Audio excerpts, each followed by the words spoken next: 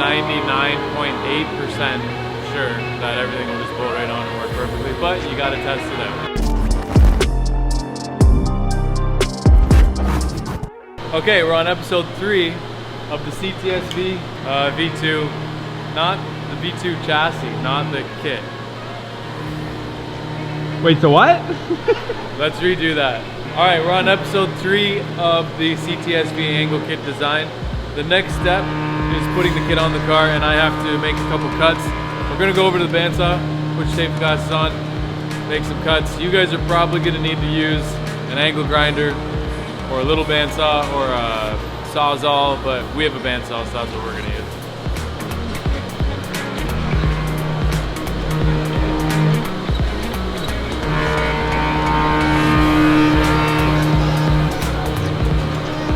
The plan is to get one side fully on.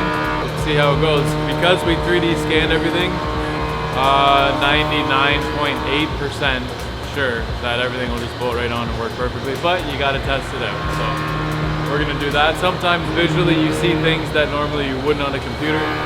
So it's very important to do this step. Let's get to cutting.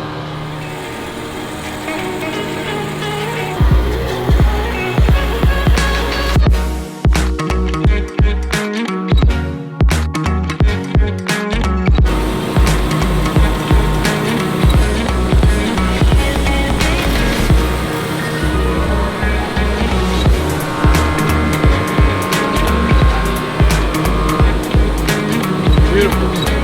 That's going to give us the clearance so that we can bolt on our adapter, and the tie rod pocket is going to sit right about here.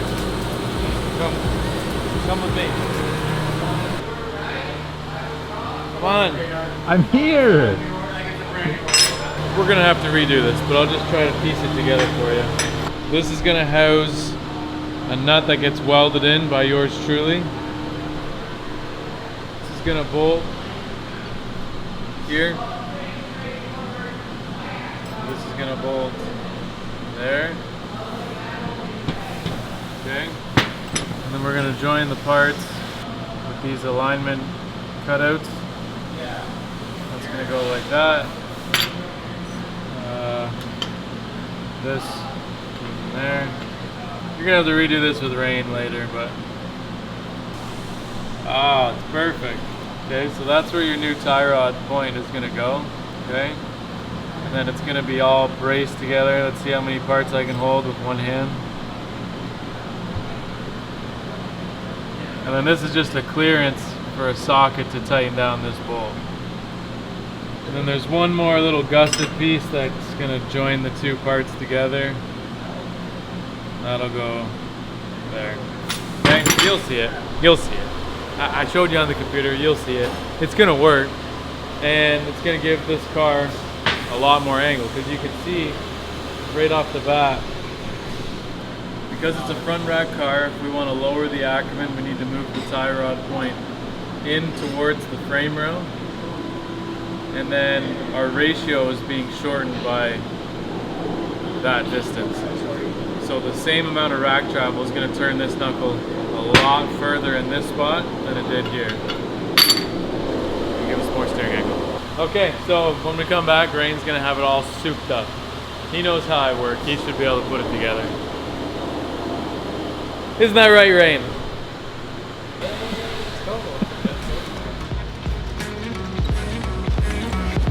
It's not 5/8. No.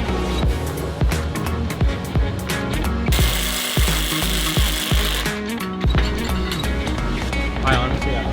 2 done. What's step 3? God, I don't know. That goes on with this. This goes in there. Okay. Okay. That's what I know. We weld that on first and then slide it in? Must. Okay, let's go.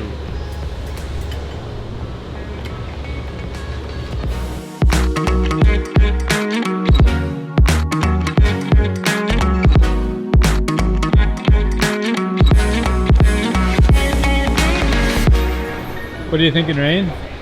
Now we put our spacer in. Same spacing as the mini kit for the Corvette and for the 370. We probably will have a bit of a gap. We're gonna have quite a bit of a gap.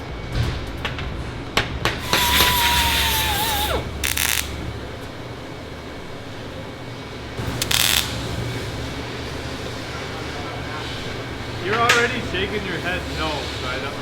Why? It's just this natural reaction. They're gonna work? I don't know. Don't ask me. Well, I mean, in your intro video, Wrong guy to be asking. You said it's gonna work. He said it was gonna work? Go back in the footage. He said it's gonna work. Okay, you'll see it. You'll see it. I showed you on the computer. You'll see it. It's gonna work. It's gonna work. Does that need a bend or anything, or just what's up with the gap, man? You know what I'm saying? I designed this on a computer. Yeah, and then we oversized That looks like the nuts welded on an angle, holding it away.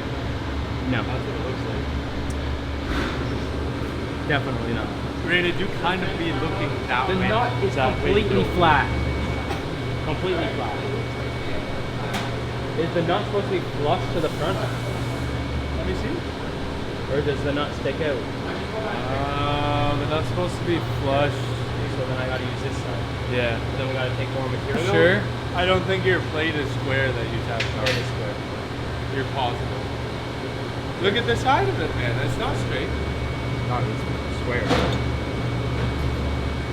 Pretty square. Yeah, I Either way. mean, the nut. I mean, throw it in there. See how it looks. The other one? No. Throw it in there. Does it reach this plate? Fine. Yes. Yeah. How much of a gap? 20 bars. 80 thousandths. 80 thousandths of a gap. At least. Or you can flip it. That's right. But then we gotta trim more out of the knuckle. That looks easy to flip. That's super. That one wouldn't be too bad. Okay, so that's steps 1 and 2. Don't take your eye out, kid. For your waving. Okay. Okay. Step 3, weld her up. So get it in there and weld her up. No, I'll weld it now. And then. Whatever. Okay, change some settings.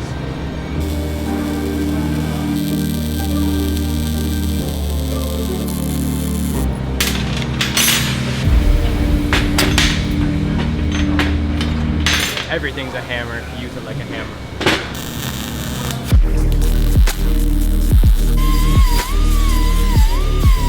There we have it. Little knuckle adapter for the CTS-V.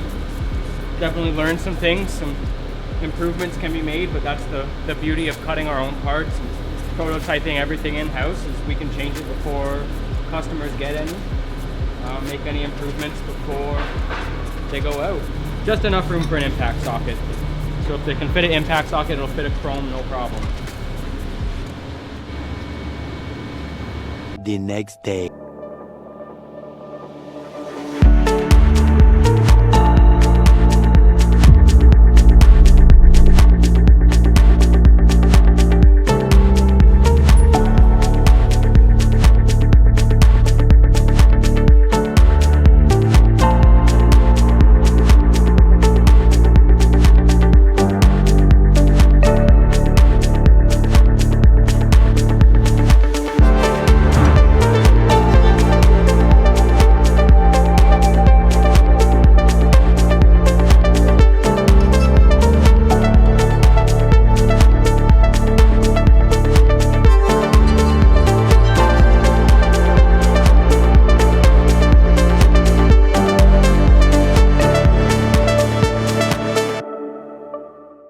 We are installing the products that you saw us 3D scan, design, build, and fabricate. Those are the same thing, but we're putting them on the car now. So this is a CTS-V 2011 up on the hoist. We've got the front end taken apart and our goods put on. So come check it out up close. The preliminary fit up on this kit is what we're here to check out. So first off, the OEM CTS-V subframe has a big slot. They have zero way of locking this out.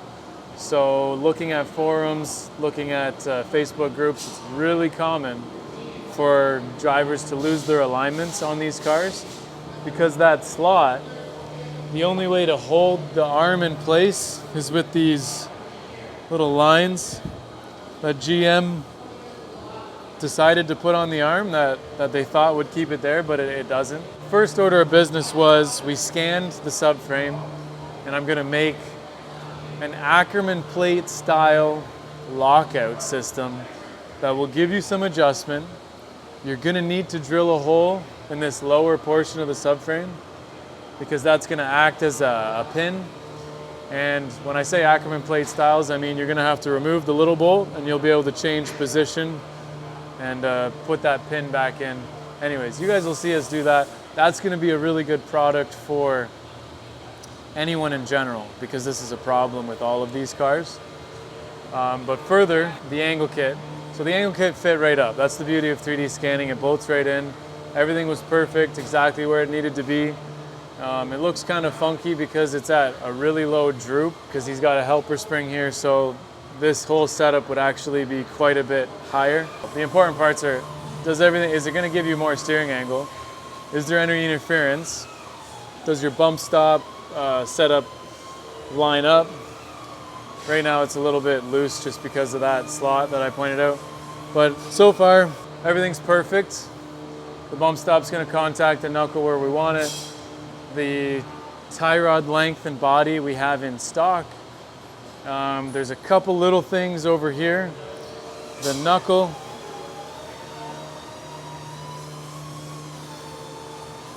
That's gonna look funny. The knuckle needs to be shaved just a little bit more to clear the jam nut on the outer tie rod.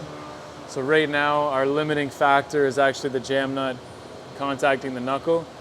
And then on the other side, the jam nut comes very close to this plate. That will get better as the suspension compresses, but we're just gonna add a little notch on the cut file for this upper plate so that it clears the jam nut on the trail. Everything's perfect though. All the way in with factory upper control arms, we're sitting at negative 4.5 degrees camber. So ideally that's in the range of where you want your drift car to be anyways. And then you can go out from there. You could probably bring this kit to around minus 8 to 10 degrees based on that.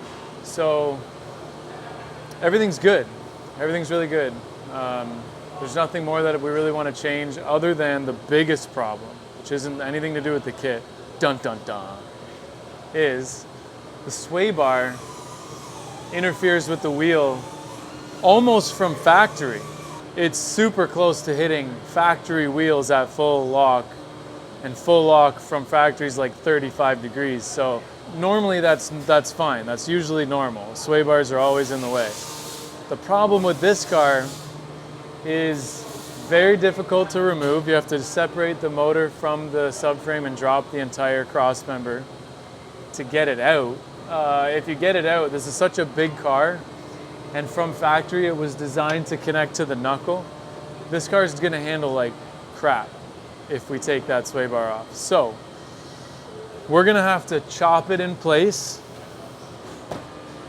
and make a sway bar blade that we can weld to it in place.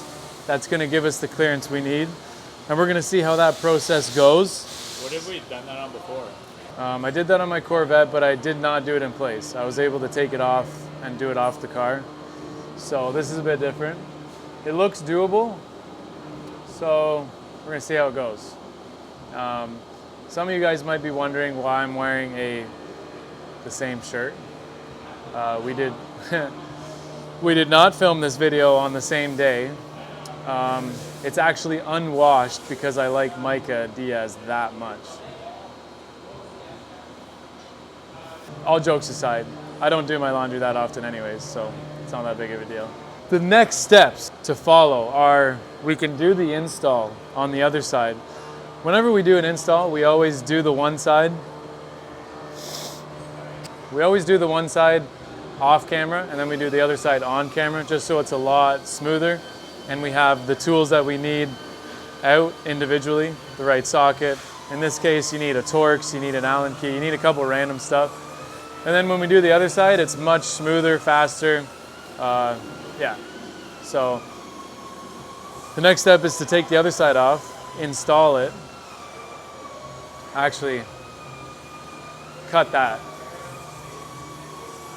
The next step isn't to do that. Oh. The next step is to confirm fitment, powder coat the products, grind the knuckle, clearance the adapter, take notes, make those changes.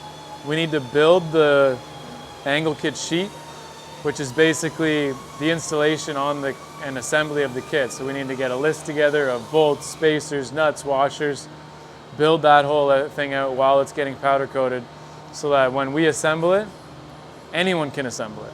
That's the goal. Then we'll do the actual install. We have to machine taper studs here. Right now I just have in a Corvette stud, which does not fit. It's a different taper. So I've designed this. We'll machine that up in the next couple days. It's 4140 chromoly, so we gotta wait for the material to come in. Then we can officially install it, ground it, test drive it. To continue on with the preliminary testing, I'm gonna do these clearances, then I'm gonna check Ackerman. And from there, it'll be an install video after this one. So, and it'll be powder coated. We'll get a color from this customer, see what he wants. We're gonna do the sway bar. A lot of stuff. Doesn't seem like a lot, but it's a lot of stuff. That's all I got for you, Jack. That's it. Guys, you want to give me the camera? I'll vlog the rest. I don't think anyone wants that. Nobody wants that. We have a gimbal. Anyways, do you think that'll be the end of this video? That's the end. Just a reminder that we hit our 10K goal of subscribers on YouTube. So like, follow. I always say that. So like the video, subscribe to the channel, and comment on the 10K video for a chance to win $2,000 of in-store credit. We've got something like 800 comments on it already. So right now, 1 in 800 chance of winning. We're announcing the winner on January 31st. So go comment on the video because you're gonna win $2,000. We need more subscribers on our channel in order to keep doing this. So it's not selfish, it's important. That's the end. See ya.